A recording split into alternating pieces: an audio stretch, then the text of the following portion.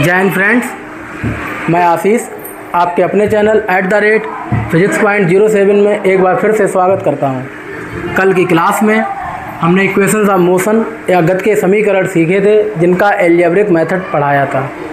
आज की क्लास में हम उसको ग्राफिकल मेथड से सीखेंगे कि ग्राफिकल मेथड में गति के समीकरणों को किस प्रकार से प्रूफ किया जा सकता है। ये मेथड क्लास 9th और 10th के लिए बहुत ही इम्पॉर्टेंट है, इसलिए क्लास 9th और 10th के बच्चे इसे अवश्य देखें। तो पहला इक्वेशन जो हमारा होता है v = u + at, उसके लिए जो हमारा ग्राफ है, इस ग्राफ में जो ये स्लोप दिया गया है ab, इसी का काम है। इसके लिए हम क्या करेंगे, जब भी कोई स्लोप निकालना होता है तो हमें आवश्यकता पड़ती है एक्सेलरेशन की। एक्सेलरेशन जो होता है उसकी डेफिनीशन हमने कल आपको बताई थी, the rate of change of velocity is known as acceleration. तो एक्सेलरेशन इक्वल हो जाएगा यहाँ पर slope of line A B. जो स्लोप ऑफ लाइन है ए बी, उसकी बात चल रही है। ये जो स्लोप है ये आप देख सकते हैं, तो यहाँ पे आप देखेंगे ये हमें फाइंड करना है ए बी। तो यहाँ पे आपको मिल जाएगा ये जो परपेंडिकुलर है या लंबवत है B D upon A D जो कि बेस या आधार है। तो एक्सेलरेशन यहाँ से मिल जाएगा B D upon A D. अब हमारे पास बी डी नहीं है, जबकि हमें पता है बी सी पूरा वी है और ए ओ जो है वो यू है। जितना ए ओ है उतना ही सी डी या डी सी है, जितना ए ओ है उतना ही सी डी या डी सी भी है।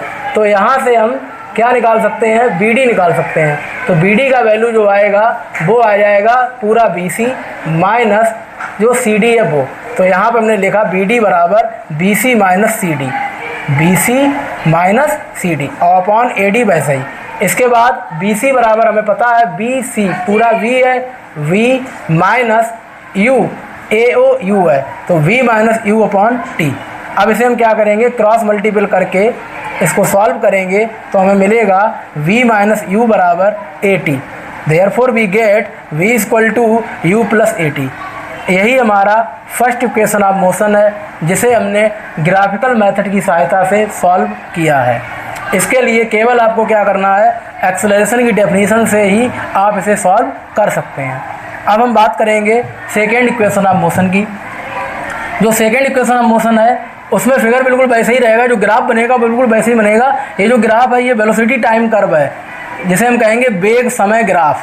तो वेग समय ग्राफ या वेलोसिटी टाइम कर्व में हम क्या करेंगे, जो डिस्टेंस कोई भी पार्टिकल है वो कितना डिस्टेंस ट्रेवल किया है, वो कितना मूवमेंट कर रहा है।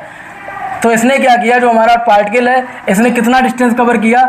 एक तो ये एरिया है ओ ए डी सी, ये वाला ये area O A D C, और प्लस है area of triangle A B D, ये वाला एरिया। हमें क्या करना है, हमारा जो पार्टिकल है यहाँ से स्टार्ट हुआ, ऐसे गया ऐसे गया ऐसे गया ऐसे आया, यूँ चला गया।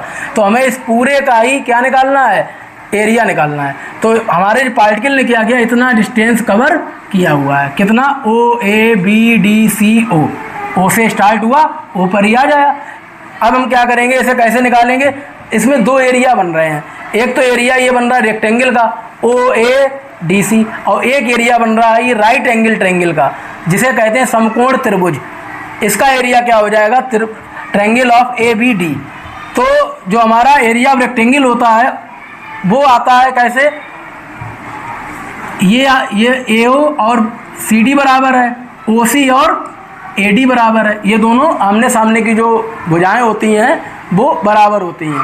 तो एरिया ऑफ रेक्टेंगल जो होता है वो हो जाता है विड्थ इंटू लेंथ। ये जो लेंथ है ये और विड्थ है ये, विड्थ इंटू लेंथ। तो यहाँ पे विड्थ क्या है, ए ओ या डी सी, तो हमने ए ओ लिख दिया, और इंटू लेंथ क्या है ओ सी, तो ओ ए इंटू ओ सी। इसके बाद जो राइट एंगल ट्रायंगल होता है उसका जो एरिया निकालते हैं, उसके एरिया का सूत्र होता है किसी समकोण त्रिभुज के एरिया का या क्षेत्रफल का सूत्र होता है 1/2 बेस इंटू हाइट। बेस का मतलब है आधार गुणा ऊंचाई, किसी भी समकोण त्रिभुज का जो क्षेत्रफल होता है वो होता है 1/2 आधार गुणे ऊंचाई। तो यहाँ पर हमने वही किया है, 1/2 आधार यहाँ पे AD है, ये आधार हो गया, गुणा ऊंचाई ये BD है, तो गुणा ऊंचाई कर दिया। यहाँ पे जो हमारा 1/2 है, पहले हम देखेंगे OA क्या है, OA U है और OC हमारा T है, OA हमारा U है और OC हमारा T है, तो ये UT और प्लस 1/2 AD हमारा क्या है, AD, ये हमारा T है, टाइम, जो हमारा वेलोसिटी टाइम कर, इधर साइड में वेलोसिटी लेंगे, इधर साइड में टाइम लेंगे, तो ये हमारा T हो गया। और जो BD है ये, इसे हम कैलकुलेट कर लेंगे, जो आ जाता है एक्सेलरेशन इनटू टाइम, कि ये आ जाता है क्या, एक्सेलरेशन इनटू टाइम। तो हमारा बन जाएगा S equal to UT plus half AT square. ये हमारा सेकेंड इक्वेशन ऑफ मोशन है, जो कैसे आया, हमें इसका एरिया पता चल जाए और इसका एरिया पता चल जाए, केवल दोनों एरिया का हमने क्या किया, सम कर दिया, जोड़ दिया, और हमारा इक्वेशन ऑफ मोशन का जो सेकेंड इक्वेशन है वो प्राप्त हो गया, या वो हमें पता चल गया।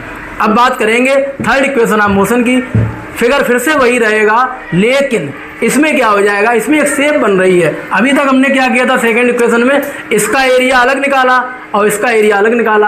अब क्या करेंगे, ये पूरा जो शेप है ये बनाता है ट्रेपेजोइड, ये बनाता है ट्रेपेजोइड। इस पूरे का एरिया, ये इस पूरे का एरिया ऑफ ट्रेपेजोइड क्या कहता है, कोई पार्टिकल है हमारा, उसका distance travel by the particle is equal to 1/2 sum of parallel side, जो हमारी पैरेलल साइड्स हैं उनका सम, और इनटू ये जो हाइट है वो।